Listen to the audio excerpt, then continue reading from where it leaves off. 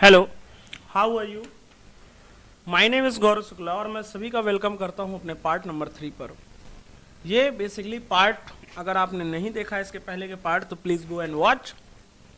आज हम लोग बेसिकली पढ़ेंगे कि फ्रांस के अंदर क्या स्ट्रगल फॉर सर्वाइव का क्या मतलब है। स्ट्रगल फॉर सर्वाइव ये बहुत इंपॉर्टेंट टॉपिक है। आइए इसको एक मैप से समझते हैं। अगर किसी कंट्री की पॉपुलेशन क्या हो जाए, इंक्रीज हो जाए, अगर किसी कंट्री की पॉपुलेशन क्या हो जाए, इंक्रीज हो जाए, तो उस कंट्री के अंदर जो डिमांड होगी फूड ग्रेन की वो भी क्या हो जाएगी, इंक्रीज हो जाएगी।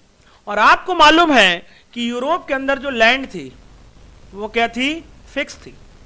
लैंड क्या थी, फिक्स थी। उनके पास ज्यादा अमाउंट ऑफ लैंड नहीं थी। और अगर कहीं पर लैंड क्या हो, फिक्स हो, तो जो सप्लाई होगी फूड ग्रेन की वो भी क्या हो जाएगी, रिड्यूस हो जाएगी। अब आपको बताइए, इकोनॉमिक्स का प्रिंसिपल कहता है अगर किसी कमोडिटी का डिमांड क्या हो, ज्यादा हो, और सप्लाई उसकी क्या हो, कम हो, तो उस कमोडिटी का प्राइस क्या हो जाता है, ऑटोमेटिकली इंक्रीज हो जाता है। ऑटोमेटिकली क्या हो जाता है, इंक्रीज हो जाता है।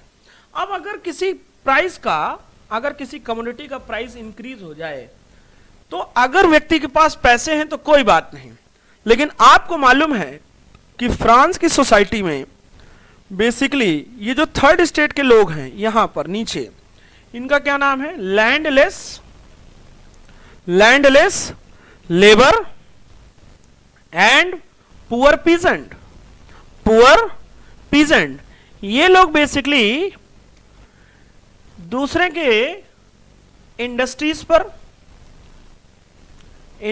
पर दूसरों की फील्ड पर क्या थे, एम्प्लॉयड थे। और ये एम्प्लॉयड होने के साथ साथ इनके जो वेजेस थे वो वेजेस क्या थे, फिक्स थे। वेजेस क्या थे, फिक्स थे। तो यहां पर लिख लेते हैं कि इनके वेजेस क्या थे, फिक्स थे। अब आप एक चीज बताइए, अगर किसी एम्प्लॉय का या लेबर का वेजेस क्या हो, फिक्स हो, और प्राइस कमोडिटी का क्या हो रहा हो, इंक्रीज हो रहा हो, तो व्यक्ति के पास जब पैसे होंगे ही नहीं, क्योंकि वेजेस क्या हैं, फिक्स हैं, तो उसके लिए ये कमोडिटी क्या होने लगेगी, धीरे धीरे आउट ऑफ रीच होने लगेगी, आउट ऑफ बजट होने लगेगी। अब एक मजे की बात सुनिए, आपको मालूम है कि सप्लाई ऑलरेडी क्या थी, कम थी। अब अगर इसी में सोने में सुहागा हो जाए, कैसे कि अगर कोई नेचुरल कैलामिटी हो जाए, क्या हो जाए बेटा, नेचुरल कैलामिटी या नेचुरल डिजास्टर हो जाए, नेचुरल डिजास्टर हो जाए। क्या होता है नेचुरल डिजास्टर का मतलब? नेचुरल डिजास्टर का यह मतलब होता है कि अगर कोई भी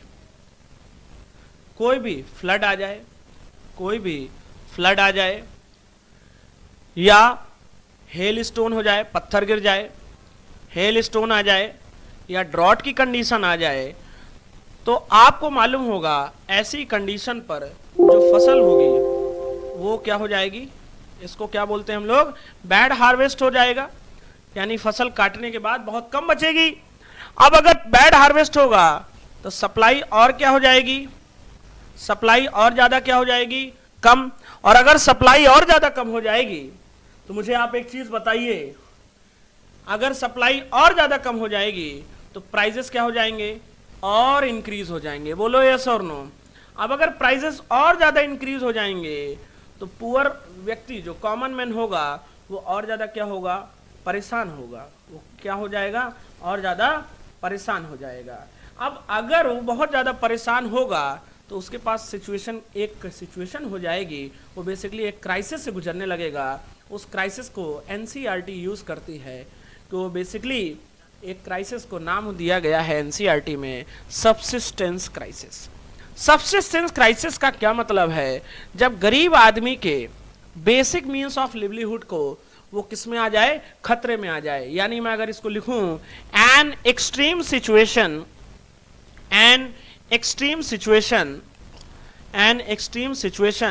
in which basic means of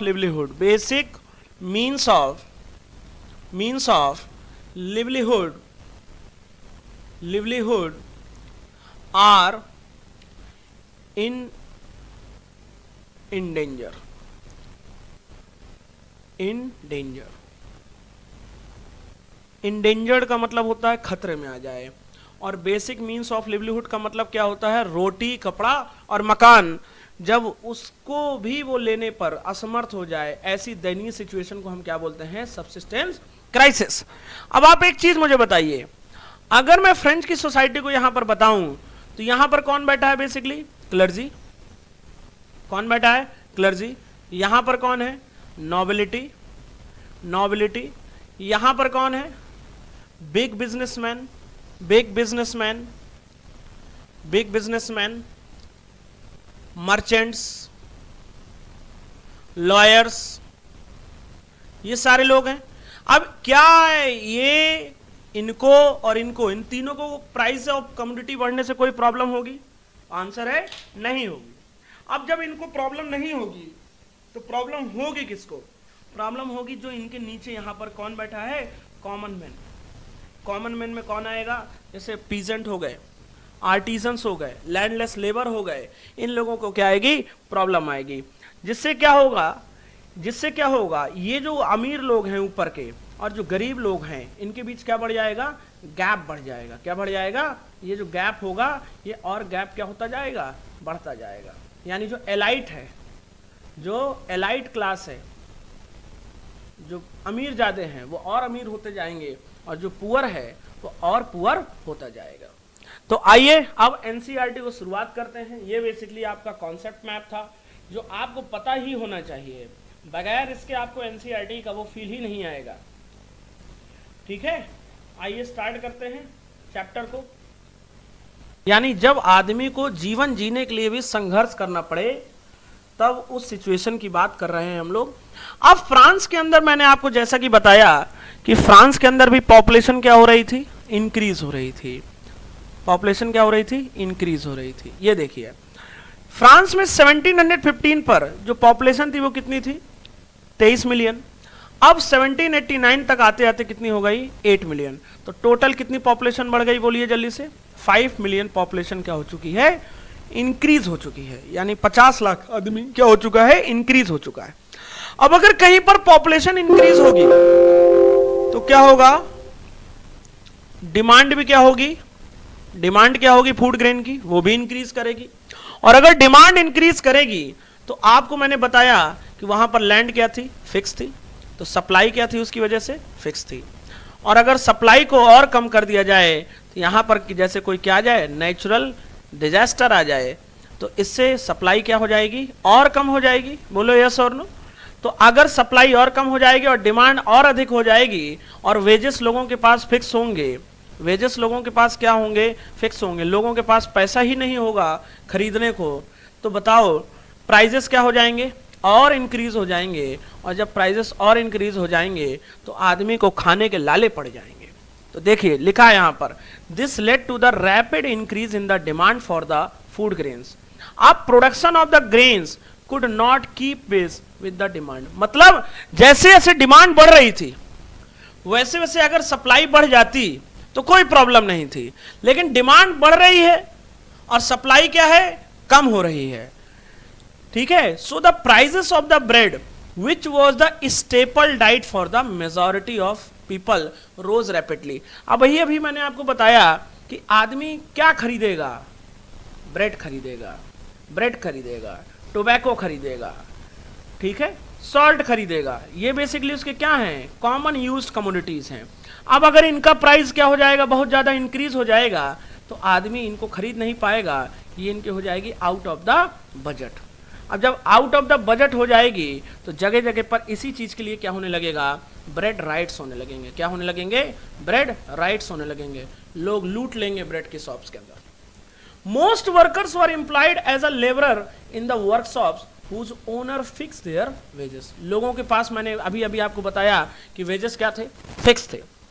अब अगर वेजेस फिक्स होंगे तो भैया ऑब्वियस सी बात है, प्राइजेस बढ़ रहे हैं, उनके पास दिहाड़ी मजदूरी उनकी बढ़ाई नहीं जा रही है, डिमांड बढ़ रही है, तो उनकी ये चीज क्या हो जाएगी? Out of the budget. अभी अभी मैंने आपको बताया था कि जो अमीर ज्यादा लोग हैं, clergy, nobility and big businessman, इनको कोई प्रॉब्लम नहीं होगी।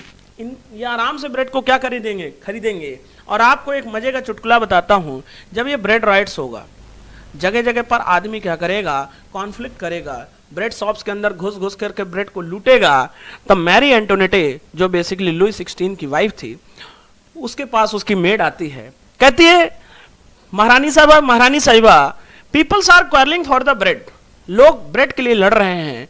तो वो बेवकूफ औरत कहती है कि लोग ब्रेड के लिए क्यों लड़ रहे हैं, it is better to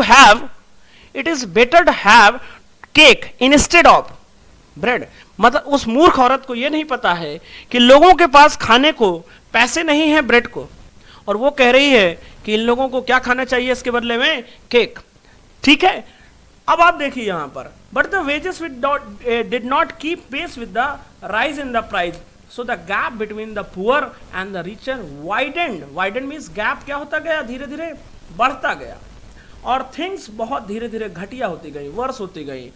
Whenever the drought or the hail reduced to the harvest, अब आप बताइए, सप्लाई ऑलरेडी कम है और साथ में अगर कोई नेचुरल डिजास्टर आ जाए तो सप्लाई और कम हो जाएगी, और अगर सप्लाई और कम हो गई, डिमांड और इंक्रीज हो गई, तो ऑब्वियस सी बात है प्राइस क्या हो जाएंगे, बढ़ जाएंगे। और इसी क्राइसिस को हम क्या बोलते हैं, सब्सिस्टेंस क्राइसिस। अब मैंने सब्सिस्टेंस क्राइसिस की आपको डिफिनीशन बताई कि एक ऐसी एक्सट्रीम सिचुएशन जिसमें आदमी को बेसिक मींस ऑफ लिवलीहुड चलाने को ना मिले, ऐसी एक्सट्रीम सिचुएशन को ही हम क्या बोलते हैं, सब्सिस्टेंस क्राइसिस बोलते हैं। क्या बोलते हैं बेटा, सब्सिस्टेंस क्राइसिस बोलते हैं।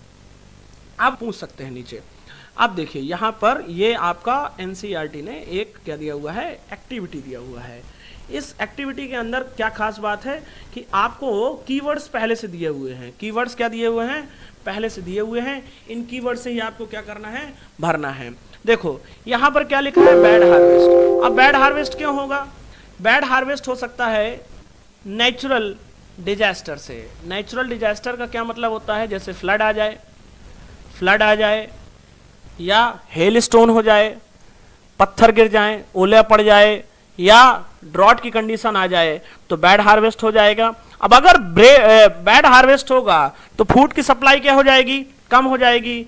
यानी अगर फूड की सप्लाई कम हो जाएगी तो मैं यहां से क्या बोल सकता हूं कि स्कार्सिटी हो जाएगी फूड की। ये देखो मैंने ये कहां से लिया है, ये लिखा है स्कार्सिटी ऑफ ग्रेन, फूड या ग्रेन की क्या हो जाएगी, कमी हो जाएगी। बोलो यस और नो। अब अगर कमी हो जाएगी तो बताओ अगला क्या हो जाएगा। अगर किसी चीज की डिमांड अधिक हो, और अगर सप्लाई क्या हो जाए, कम हो जाए, सप्लाई क्या हो जाए, कम हो जाए, तो प्राइजेस क्या हो जाते हैं, इंक्रीज हो जाते हैं। क्या हो जाते हैं, इंक्रीजेस हो जाते हैं। तो यहां पर क्या लिखा है, राइजिंग फूड प्राइजेस। प्राइस क्या हो जाएंगे, इंक्रीज कर जाएंगे। अब अगर प्राइजेस इंक्रीज कर जाएंगे तो दिहाड़ी मजदूर बेचारा जिसकी वेजेस क्या है, फिक्स हैं, तो वो नहीं खरीद पाएगा क्या, ब्रेड। अब अगर वो ब्रेड नहीं खरीद पाएगा तो वो फिर क्या करेगा, जब व्यक्ति के पास पैसा नहीं होता है और उसको भूख लगा होता है तो फिर वो दुकान के ऊपर क्या करता है, अटैक करता है। तो जगह जगह पर क्या होंगे, फूड राइट्स होंगे। राइट्स का मतलब क्या होता है, कॉन्फ्लिक्ट्स होंगे। क्या होंगे, कॉन्फ्लिक्ट्स होंगे। लोग जगह जगह पर दुकानों के ऊपर क्या करेंगे, भगदड़ करेंगे, और दुकान के ऊपर जितना भी सप्लाई होगा उसको क्या करने लगेंगे, लूटने लगेंगे। अब आप एक चीज मुझे बताइए, पहली चीज तो क्या होगा, फूड राइट्स होंगे। क्या होंगे, फूड राइट्स होंगे। और दूसरा, जब आदमी को पेट भर भोजन नहीं मिलेगा तो उसका शरीर धीरे धीरे क्या होगा, कमजोर पड़ेगा, यानी वीकर बॉडीज।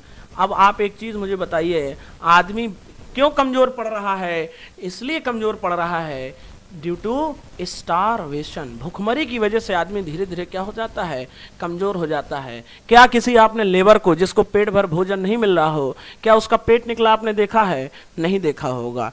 क्यों उसकी बॉडी कमजोर होती है, उसका रीजन है स्टारवेशन। ठीक है ना। अब अगर स्टारवेशन की वजह से उसका शरीर क्या हो चुका है, कमजोर पड़ चुका है, तो कमजोर व्यक्ति का शरीर में जल्दी क्या होंगी, बीमारियां होंगी। क्या होंगी बेटा, बीमारियां होंगी। और अगर आपसे मैं कहूं तो बीमारियों से क्या होगा, नंबर ऑफ डेथ्स हो जाएंगी, क्या हो जाएंगी, नंबर ऑफ डेथ्स इंक्रीज हो जाएंगी। अब नंबर ऑफ डेथ्स दो तरीके से होंगी, एक तो डिसीजेस की वजह से होंगी और दूसरा क्या होगा, ब्रेड राइट्स होगा। यानी जब भी लोग शॉप्स के अंदर घुस करके लूटिंग करेंगे, यानी लूटपाट करेंगे, तो ये शॉपकीपर्स क्या करेंगे, बहुत सारे मिलिट्रीज को बुलाएंगे, पुलिस को बुलाएंगे, मिलिट्री को बुलाएंगे, और लोगों और इन लोगों के बीच क्या होगा, संघर्ष होगा। और जब संघर्ष होगा तब भी आदमी क्या होगा, मरेगा। तो ऑब्वियस सी बात है, ये आपको समझ में आ गया होगा। तो फिर से अगर आपको कोई भी प्रॉब्लम हो तो प्लीज़ कमेंट करिए। तब तक के लिए थैंक यू सो मच, और प्लीज़ ज़्यादा से ज़्यादा इस चैनल को सब्सक्राइब करिए और शेयर करिए और hit the like button. Thank you so much.